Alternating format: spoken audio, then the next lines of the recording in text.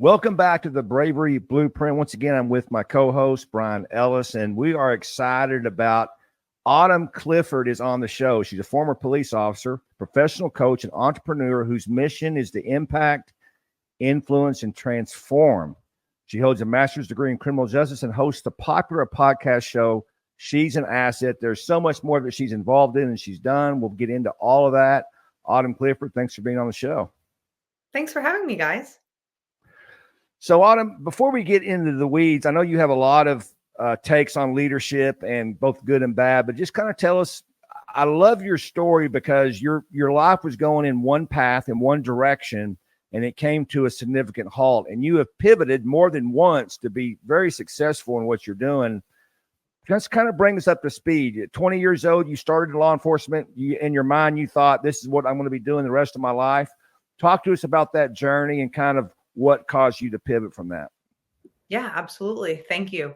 So I started law enforcement at 20 years old. I turned 21 in a police car. And I thought that was really cool, but I think we can all agree that wasn't that cool. There's a lot better places to turn 21. And I met my husband in the police academy. And so as you can imagine, my life was law enforcement. I was working on my master's in criminal justice. And I thought I was going to put in my 25 years. I had planned on getting into detectives and moving up in the administration.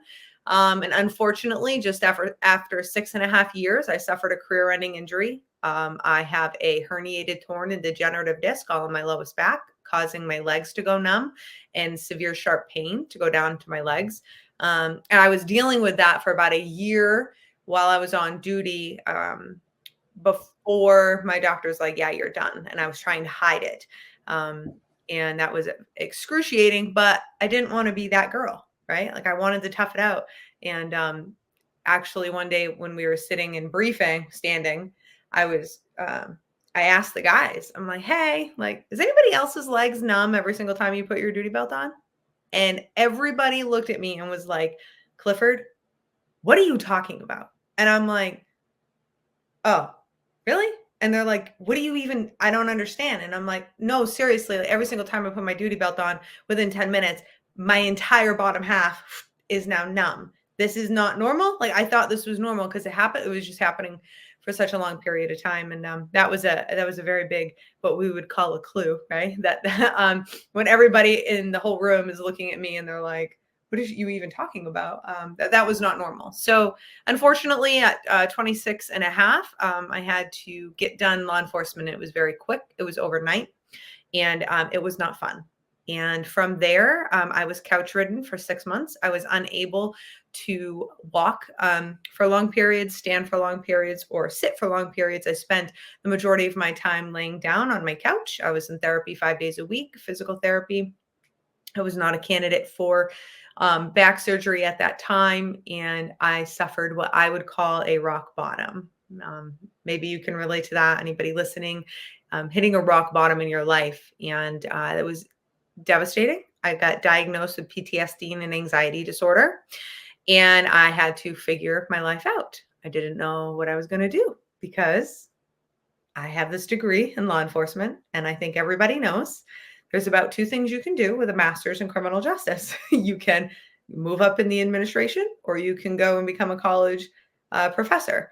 And I'm happy to say that now I'm an adjunct college professor, but that is not a career you can just decide that you're going to go and then you're just going to get into. It is, it's a highly sought after position.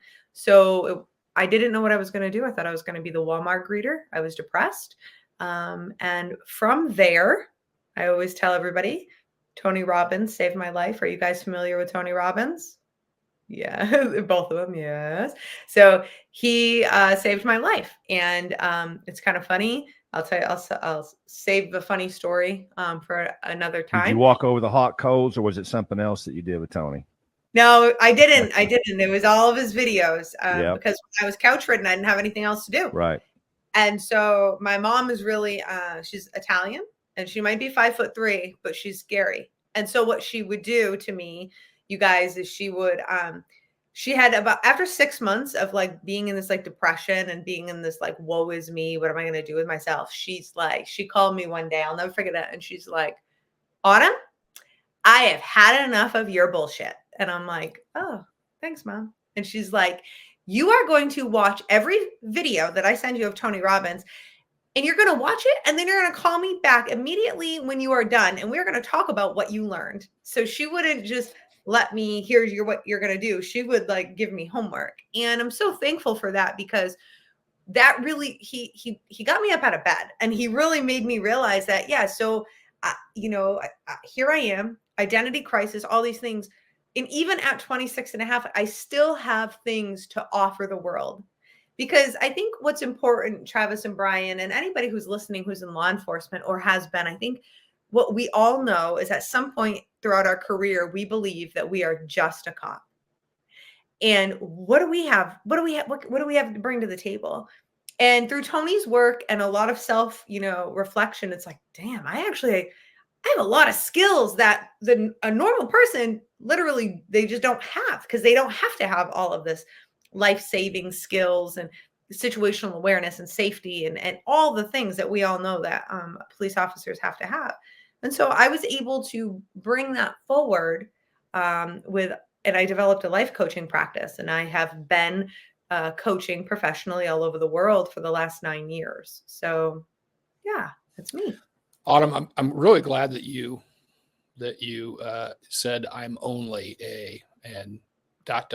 because that resonates with a lot of police officers. I've talked to countless number of people transitioning towards the end of their career, and they're like, hey, it's too early to retire and not, to go sit and not have anything to really chew on. But what is it that I want to do? And I made it a big habit to tell a lot of people to be very proactive about, that transition period. Don't wait until you've hung it up. And unfortunately, in your incident, you didn't have that choice. But just start to really think about, there is a lot of life outside of law enforcement, and you are not only just a police officer. You're not only just that uniform. I mean, you're a human being that, quite frankly, I had a chief that once told me, said, hey, the one thing this profession is going to teach you to do is to make 20 decisions before breakfast. And that's a skill in of itself, because there's a lot of people that are vapor locked to make 1 or 2 decisions in a day or a week. And so when you can give that gift of getting people out of that box of I'm only the sky's the limit for the potential that they can do in their next endeavor. So good. Absolutely. So Autumn, obviously, this was very traumatic. I think Brian and I can identify with about 0.5% of what you went through in a different way. Let's talk about the leadership at the time. How important is it for leadership when this occurs? I just received a call last night from a gentleman that 28 years old, bad car wreck, made a remarkable recovery, said he wouldn't walk again. He wanted to get back on the job. He walked again. He's back, and the department just X'd him out and disabled him. And he's in a very much at rock bottom where you were at the time. And so this is something that does occur in their profession. And for our audience that maybe isn't familiar with law enforcement, if you don't make it to 20 years or 25 years and get a pension and you get medicaled out early, there's not a whole lot there. There's a lot of panic there. And so, but leadership can play a prominent role during this time frame. How vital was it for leadership at the time? And I don't know even what the leadership did for you, but tell me how leadership, because even though it was horrible, how much does leadership impact that, whether it could be not as bad as it could have been? Unfortunately, Travis, I wish that I had a better story. And I wish that the young gentleman who just called you at 28 years old, who was actually hurt on duty in a crash, right? Like medically, all these things, very cut and dry. My injury was not cut and dry. There wasn't a moment. There wasn't a thing that happened. It was a compounded over time injury based on the duty, of the job, right?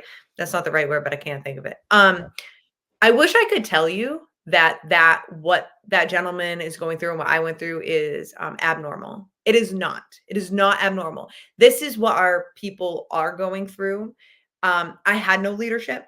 So the answer for me is was really hard. My partner became the president of our union, and during this, and I told him, he invited me to, and when I tell you my partner, like we hung out all the time, me and like he showed me the diamond that he was proposing to his fiance before he showed anybody else. Like we were tight. We worked. We had. He was your work husband.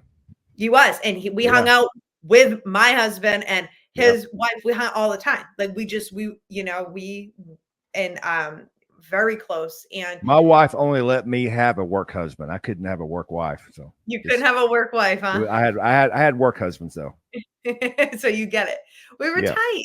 And unfortunately, he uninvited me from his wedding. Following my chief at the time sent out, well, I had heard, I cannot confirm this, I do not know, but I had heard that this was an illegal email that he sent out, but he told my entire department not to have anything to do with me. Like there will be no communication to Autumn, Clifford, for any reason. And I can't speak to what that's like for any other profession, but in our profession, that is devastating because you sign up every single day and you're essentially going to go take a bullet for your partner and the people around you, whether you like them or not. It's the truth. Like we're going out to war every single day. Unfortunately, that is the truth. And that I lost my identity and I'm hurt and I'm in a lot of pain. And now, so physical pain, and now I'm in mental and emotional pain because I'm like, so now I don't belong. So because I'm hurt and I hid this for a year, you're like punishing me? What is that? And this is what I want to say is I wish my story was unique, but it's not. I mean, that's all my clients. A lot of law enforcement from across the country, that's who I've been coaching, and this is what they're going through. So yes, it would have been life-changing for me to have a supportive administration who was like, hey, listen, this sucks. We freaking loved we loved having you as a law enforcement officer. Clearly this isn't going to work. But when everything like dries up, like come see us, come hang out with us, like stop in. That wasn't actually act like a family, like a family, like they tell you. Yeah, that is, I think there's a lot of people listening to this that can resonate, even if it wasn't an injury, that this stuff they say that we're part of a family or the thin blue line or whatever. I think most people in the profession find out at some point, maybe it's retirement or maybe it's something else, or they're going through a hard time and all of a sudden they don't have the friends they thought they had. It's a very isolated and extremely depressing time. And leadership does play the biggest prominent part. So you had no leadership, so you know the negative side, but you could only imagine if you had actual leadership that cared, how different that could be. Still would be hard, but how much different that could be. Mm-hmm. Well, I think it's important to see, the other side of that too. I mean, I watched a leader who's been retired for a number of years now, just recently reflect on social media about an officer who he lost in the line of duty with his agency during his tenure, and so we're talking. He's been retired now for I don't know 4 or 5 years, and he's still memorializing that young man even post his retirement. And it to me, it shows, there's this tremendous opportunity to build a legacy. And I hate to, I don't want to just throw names out there because then people are going to say, what about my story or this or that? But his agency also, when people retire, they get an escort ride home, but they do like a parade in his town for those people that have given that service. And so there are these really good opportunities, and we need to make sure that we do everything we can do in our power and in our networks leverage that kind of enthusiasm of leadership and hope to give people, so stories like yours don't happen, right? I fully agree. And just to reiterate, yeah, I mean, I think that leadership is very important. I also want to say this. I also believe that leadership at the top is very important, but I also believe that self-leadership is also just as important. You know, and that was more, my old partner, he became the president of the union and there was a lot of pressures. He was a younger officer. I understand that. But at some point, reaching back out to me and being like, hey, like now that everything is done, now that you no longer work here, I just want you to know, let's get together and let me explain to you why I did what I did. Let me just right. And nobody did that. Not even nobody did that. And so I just have to say this. I think a lot of times we put a lot on the command, but also we're not taking responsibility for boots on the ground self leadership. And we just all the chief's my sergeant, everybody's a piece of shit, and and it's like, okay, great, but what are you doing to be a part of the solution instead of just continuing the problem? So Autumn, I'm glad we got the bad stuff out of the way, because I think your story is amazing on what you're doing now. And I know Tony, you said Tony Robbins, but what was you had to have relationships and people around you that inspired you other than your mom. I'm sure your husband and the support structure, that support structure must have pushed you out to what you started doing after that. Yeah. So absolutely. I mean, my husband, like I told you, I met him in the police academy. He's a sergeant in our in the Maine State Police now. He's always been very inspiring to me because he's the exact opposite of me. So he knew at 5 years old he wanted to be a state trooper, right? He is your stereotypical. He crushes it. He's great. He went to college to become law enforcement. He did all these things. And he's the complete opposite of me because I didn't know at 5 years old that I wanted to be a police officer. I kind of fell into it. And I have an uncle and my sensei in martial arts. I'm a career martial artist. I have a 2nd degree black belt. He was a police officer. So like I did have influential people that brought me that way, whereas my husband didn't. But one thing about him that really helped me, Travis, and we could talk about, in my mind, I mean, that is leadership. He led me to following my heart. And I think that, whether people want to talk about it or not, I think a lot of times we get stuck in what we should do, the shoulds, right? Like I should do this, I should do that. And we're not doing what we actually are musts. Tony Robbins calls it our must. Like we wake up in the morning and we are like, what pulls us instead of what do we like push ourselves to? Does that make sense? Yeah. And purpose is such a huge thing. And it probably took you longer to find your purpose without the leadership, but obviously those relationships, you found your purpose. There's a lot of people listening to this that they're lost. And I think what you said early on was so important. Especially those from a law enforcement background, you have so much to offer. You don't even understand it. You're being told by leadership oftentimes, this is all you can do, but you have to lead yourself out of that and find your purpose, because purpose is the key to everything. And Autumn, you've driven into your purpose at a very high level. Just kind of talk to those that may be listening that is trying to find that purpose. Try to what can they do to drive at a level that you're doing? What got you motivated and going into this level? So, and thank you for asking me this, because this is something I'm very passionate about. And I believe self-awareness is everything. And I believe that the majority of people are walking around very unaware of who they are and what they like. And they're unaware of their surroundings. They're literally just going through life and going through the motions. And I would be a liar if I told you I haven't been that person multiple times in my life. I think a lot of us do that. A lot of times, it's just a defense mechanism. We're just numbing out. We're numbing out because we don't want to feel certain things. We don't want to face certain things. We don't want to deal with certain things. So the first thing I'd like to say is I'm actually really passionate about clarity of mission, because it has been so hard for me to get crystal clear on my mission. I always knew the bigger picture, but now that I'm honing it in, it hasn't been super easy. And I talk a lot about this to my clients who happen to be former and current police officers. So the first step is this: how self-aware are you? And it's this basic. Are you aware of how you are feeling about everything? The majority of the time, you guys, we're not.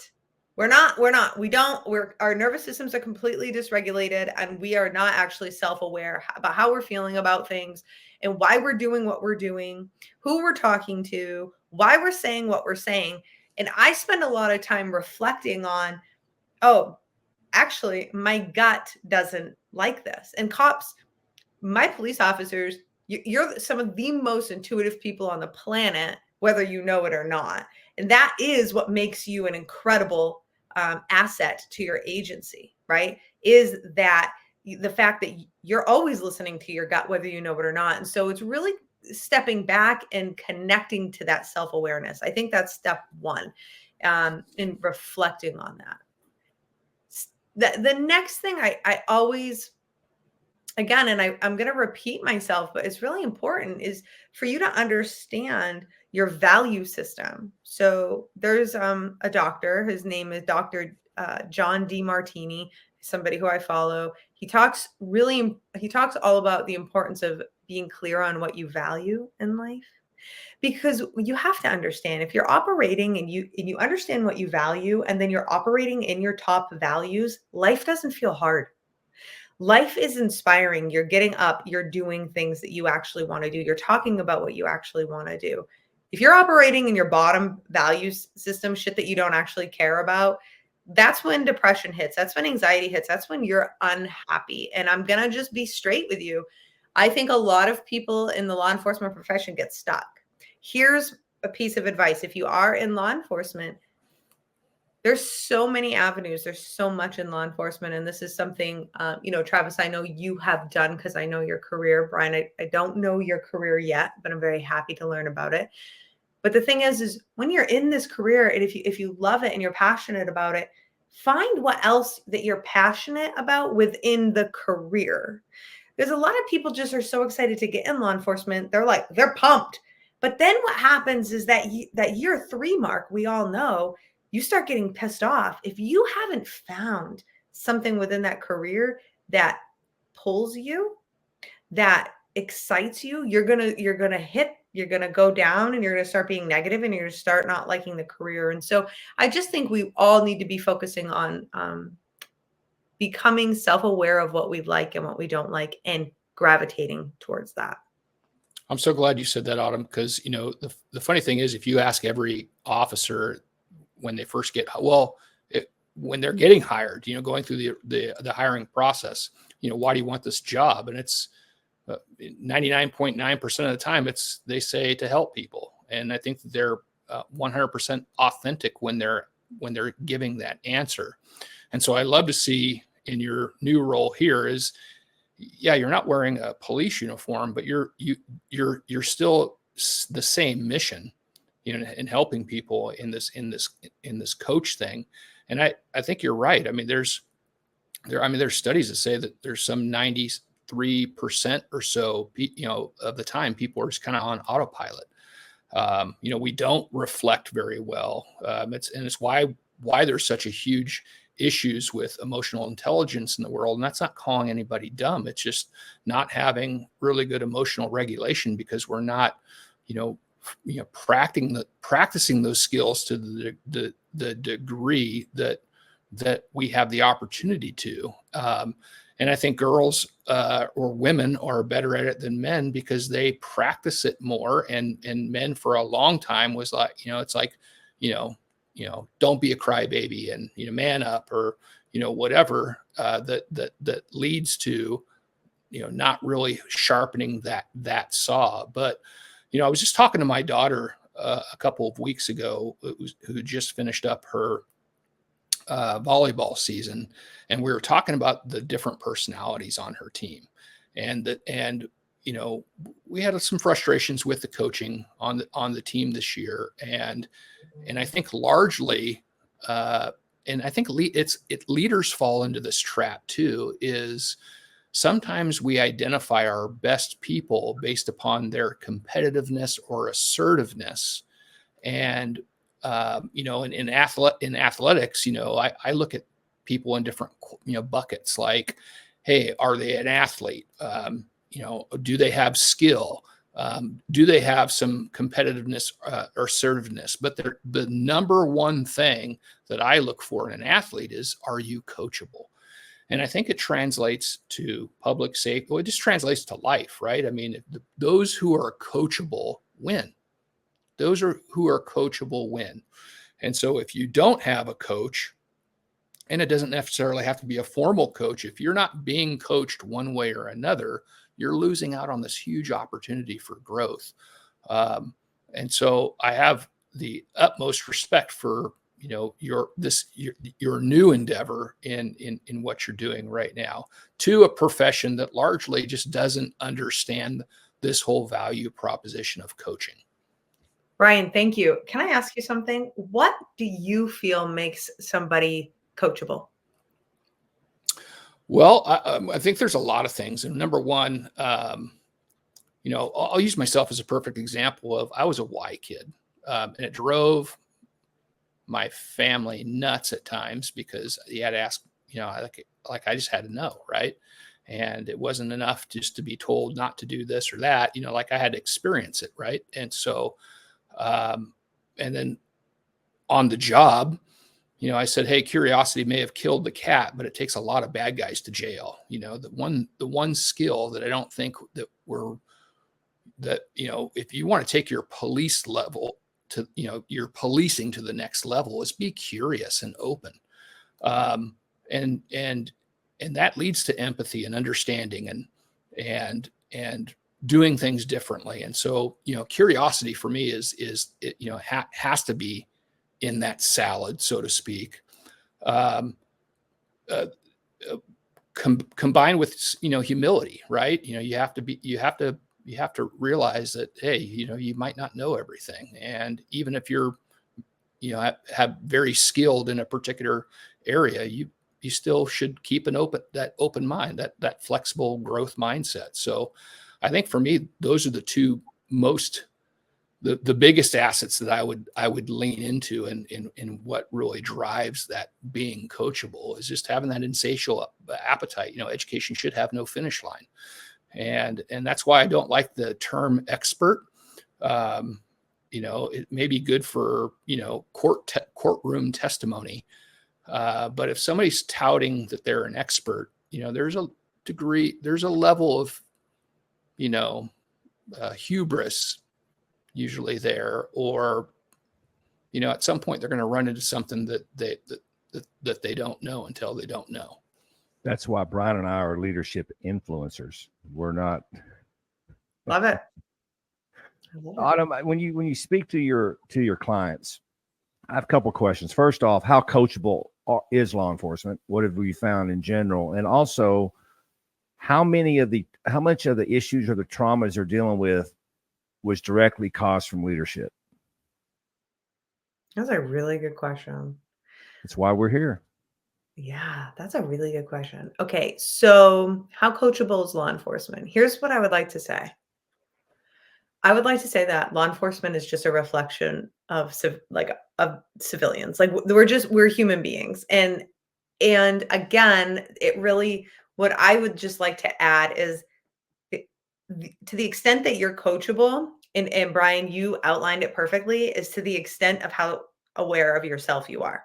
Like, Brian, you talked about, like, you became self-aware that you're a curious person. And so, which is great, because that goes into law enforcement and that really helped you, right? So I'm just saying, how self-aware as a person is going to dictate on whether they're coachable or not, and whether they show up. Because, not only as for, my job is not only are they showing up and, like, we're going to go some places they don't want to go, Travis, they pay me. So they're taking money out of their wallet, and they're like, hey, I'm here. So I guess the second question is like, how committed to their growth are they? I'm happy to say, like, I I call it tour. Autumn went on tour in 2023 and traveled the country and taught women in law enforcement. And these women that showed up for the most part were really coachable. They were great. The majority for the last few years, the majority of my clients have been law enforcement officers. I'm not saying it's been easy. For those of you who don't know, Travis does know this. Brian, I don't know what you know, but the internet blew up on me. So I have been out there, I would say standing up and educating women in law enforcement. If you want to be a police officer or you're a new officer, I have a lot of content for you because there was nobody doing it when I started back in 2021. There was no female that was helping other female officers. And when I say that, like I was having conversations and saying things publicly that nobody else was having, saying these things like, hey, listen, I know you have a bubbly personality and I appreciate that. But let me tell you how that can come across when you're working in a male dominated industry. And let me tell you where that could lead you, not because I'm perfect, but because I've been there. So let big sister help you out. And that was my approach. And we did very well. We reached a lot of women, grew, but we also reached a lot of haters. And so the internet blew up on me. And you can search my hashtags, Officer Autumn and Lady Sheepdog. And there are hundreds of profiles that make fun of me. That there's I wouldn't say hundreds, but there's a lot of podcasts that actually talk shit about me. And it's not only men, it is women as well. And I'm telling you that because how self-aware are they? I don't really know. You know what I'm saying? So when you ask how coachable, I don't know. Some of them are law enforcement, some of them aren't. They were upset about that. So I would just say sometimes this industry doesn't exactly like change. And they don't like somebody speaking out and being like, hey, don't do this, or whatever. Does that make sense? No, there's been no truer words. I mean, nothing great is ever obtained without risk. And there's always risk when you're one of the few people that's willing to say something. And I'll give Autumn credit.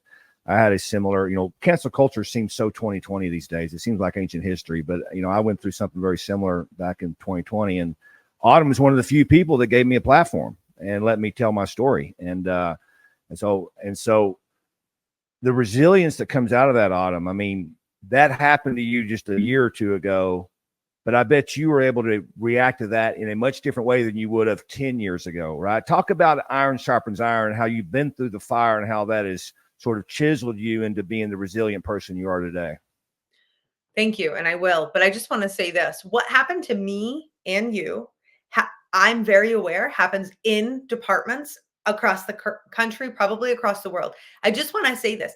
What happened to me wasn't unique. And while I was going through this and publicly and influencers were getting on my shit and she's a fraud. She slept with her whole department. She slept with her lieutenant. She's just an auxiliary cop. She's actually. Oh, was I wrong? Was I wrong about that? I'm sorry. I'll take that. Yes. Get it straight.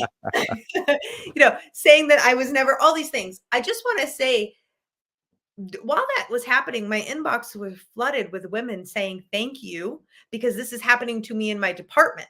Not only are you facing this on the internet, you're going through this in the department. And so I feel like I had to go through that and I had to face all of that. And I actually listened to my haters and I'm like, okay, let me just see what they're saying. Like, let me just, instead of being on the defense, which we all like to do, I sat down and I'm like, all right, where's the truth? Because there's truth in here somewhere. I need to look at it. And you know what, Travis, it helped me to become, I believe, a better leader, a better coach, a better business owner, because I said, you know what? I'm not full-time on the road anymore. Maybe it's coming off that I look like I'm full-time on the road. So how can I fix that? Well, I'm just going to continue, even though it's in my profile. And every single video I say, I'm going to say, hey, former full-time law enforcement officer here, still part-time, but I'm not full-time or whatever. And I eventually ended up pivoting to where I am today. And I have pivoted to taking this training education experience, working with first responders, but also civilians. And I wasn't open to helping civilians. I was really focused just on law enforcement. And I opened it up. I developed a company called She's an Asset that came from my yoga mat when I was going through. Every time I picked up this phone and every time I looked online, there was nothing but hate. And this happened for almost a year. And let me tell you something, that's real. Online bullying is real. And if you've never faced that, adult or child, it doesn't matter. It's real. So I'm on my yoga mat and I create, I just kept thinking everybody was saying online, don't be a liability. Don't be a liability. Maybe you've heard that in law enforcement. That's where I saw it. And they kept saying, she's a liability. She's a liability about women, just different women. Which is so crazy considering the source of that and stuff. Mm-hmm. I mean, Autumn's going to be very nice, but I'll just tell you the people behind that are some of the scum you could ever think about in this profession, taking advantage of this profession. And I'm so sorry it happened to you, Autumn. But at the same time, I'm kind of glad it happened because you are what an incredible inspiration. And I have to ask you, how did you're a 2nd degree black belt. You could twist me up in a pretzel, not in a fun way. How did it take you this long to come up with She's an Asset? Kind of tell our audience what that is and what you're doing. Oh, I know. So She's an Asset is I've been teaching self-awareness and situational awareness classes together. I'm really excited to tell you this is I took everything that was going on online and I just started in person. And I just said, people keep calling me a fraud. Okay, well, I'm going to go in person and I'm going to prove I'm a real person and this is what I do. And I have to be honest, I've been traveling New England, took off the last year and a half. We've traveled from the Canadian border all the way down to Massachusetts. I've been teaching hundreds of people situational and self-awareness so that they can be safe and they don't have to be targets to predators. And so my haters really pushed me to be 10 times better.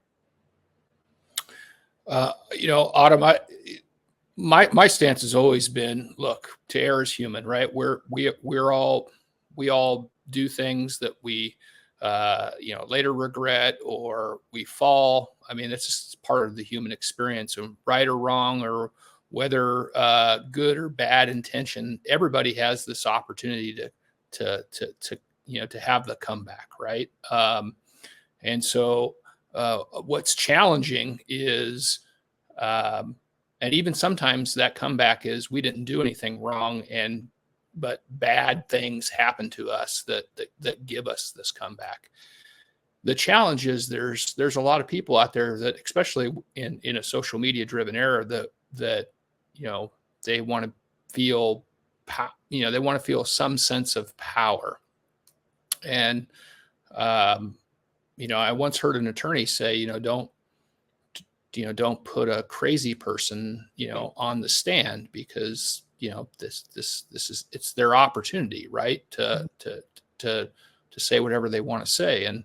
And so, I find great value in just trying to take whatever energy the world puts towards me and push it back in a transformational way that provides some kind of growth to myself and to other people. And I kind of get, at least in reviewing your website and the work that you're doing, you couldn't survive as a coach if you're not trying to make people better. And so, thank you for that, because I mean, ultimately at the end of the day, that's really what matters is, unfortunately this world can be rotten at times, and we have to have the ability to take that energy and not match it with more rottenness. We have to take that energy and turn it into something really good. And I commend you on your journey. Thank you. I think what you said is so important. And I do think, just to finish answering what you asked, Travis, like what is She's an Asset? I've been focusing on women. I've got to tell you, out of nowhere, men are coming to my classes and loving these classes, which has been incredible because the story in my head has been like, no guy gives a shit about what I have to say, but that's very wrong because they're coming to my classes. I just taught at a convention. I spoke to over 100 people, which was my biggest crowd yet. And it was incredible. It was concurrent. Okay. So like, as you know, there was 4 other people, and this was not law enforcement. This was like a municipal government, convention conference. over half of my room were men that came into the situational awareness training class. They had to go and get more chairs because they didn't have any room. People were standing. They had to go get more chairs. It was absolutely incredible. It was something that I have to tell you was one of the highlights of this, because I just wasn't prepared for that. And what I want to say is, you're absolutely right, Brian. Like, thank you to my haters for pushing me towards this. But at the end of the day, I just want everybody to know, like, you are the asset in your life. It's you. Stop looking on the outside of you, which we do. And I know in law enforcement we do, because what happens is we are constantly subordinating, because for some reason we think our sergeants, our captains, our lieutenants, our chief, they all know better than us. It's like, well, wait a minute. They might know how to do the job. I mean, that's questionable, but they might know how to do the job better than you, right? But that doesn't mean they know you better than you. And so we have to stop subordinating and looking on these outside authorities to fill us up and make us whole. And if there's one thing that I've learned from all of this, it's that. Because anytime I get hate, instead of looking for somebody to go, oh my God, they don't like me and nobody's standing up for me, I just start coming here and I'm like, well, wait a minute. Who's the asset, right? Like, who am I going to believe? No, I'm actually going to believe myself because of what I'm doing. Well, I couldn't say it any better, and I think it's a great way to close the show, Autumn, of who's the asset. You're the asset. Everybody listening, they're the asset. How can they find out more about what you do and reach out to you? She'sanasset.com. You can find me, She's an Asset, on Facebook, Instagram, TikTok. I'm everywhere. She is. Yeah. All good stuff. Brian, what do you got? No, I was just going to say, you touched on something that is, is definitely one of my core values, and that's believing. If we're just talking about public safety, I firmly believe in this idea that every officer is a leader, and so, your personal leadership really does matter, and it doesn't necessarily. It may not make you into a detective or promote you anywhere past where you're at today, but taking that intentional step towards enhancing your own leadership will make you a better human being across the board. And quite frankly, that's the world needs more better human beings. And so,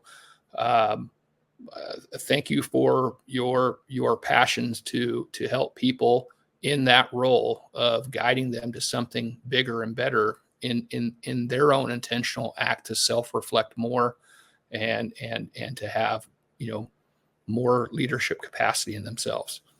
Thank you, Brian. Thank you, Travis, for having me. I appreciate you guys. Autumn, Clifford, thanks so much. And if you've been watching or listening to Bravery Blueprint, thank you for doing so. We'll see you next time.